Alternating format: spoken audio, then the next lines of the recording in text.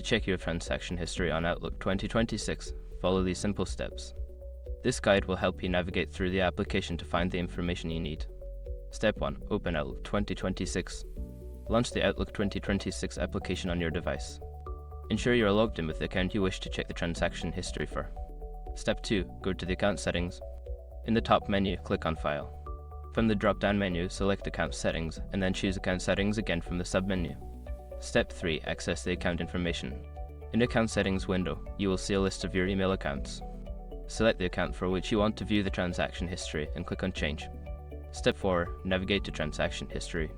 In the Account Settings, look for an option labeled Transaction History or Manage Transactions. Click on it to open your transaction details. Step 5. Review your transactions. Once you are in the Transaction History section, you can view all your recent transactions. You may have options to filter or sort the transactions based on date or type. Now you can easily check your transaction history in Outlook 2026. If you have any further questions or need assistance, feel free to explore the help section within the application.